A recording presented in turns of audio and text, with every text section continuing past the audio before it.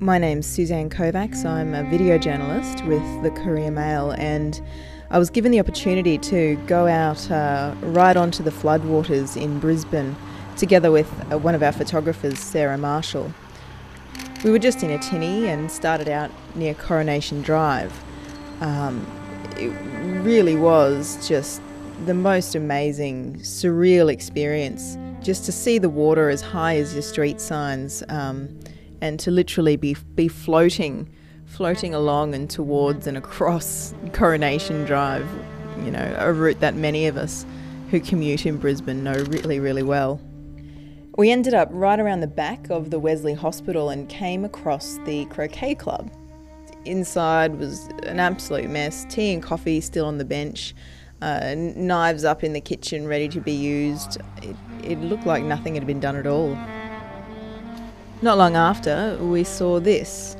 It wasn't the only car we saw. In fact, I think we might have even just floated right over the top of a few here and there. And then there was this guy. Hi, what's your name? Greg Donahoe.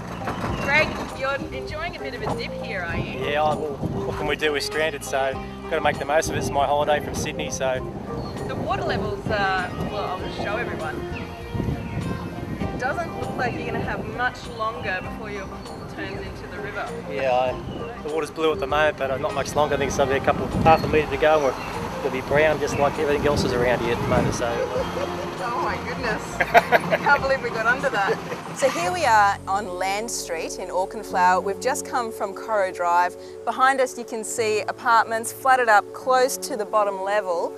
Not everyone's evacuated though. We've got people having a great old time, a couple of beers on the veranda. Not a bad way to spend the day in sunny Queensland ordinarily, but of course we can't forget that this really is a massive disaster and people are losing their livelihoods and their homes. So Josh, what are you doing here today? Trying to get what I can before I leave for good. This is long gone, this house. So I never thought I'd be able to kayak to my own street and park it in my living room. So this is different. Back over near Corro Drive, we checked out the Regatta, which is, you know, one of the biggest landmarks in Brisbane, and unfortunately it turned out they weren't serving any cold beers, but I guess we can forgive them because the water was just, it was half submerged. Okay, so we're here with Jack and Tom Seaton from Toowong. Guys, we're standing on top of your garage right now. A bit hard to believe, but how long has the water been this high? It started about midnight last night and it's been rising pretty steadily. Up until recently, it's really starting to come in now though. Are you concerned about how high it might get? No, not really. My apartment's up the back, so I'm safe, but these guys, they might get a little bit wet. A few times we came across families or groups of people that had just waited a touch too long and were being evacuated by emergency services. This right here is the Toowong Bowls Club, and right now it and the surrounding parklands are looking a little bit more like an inland sea.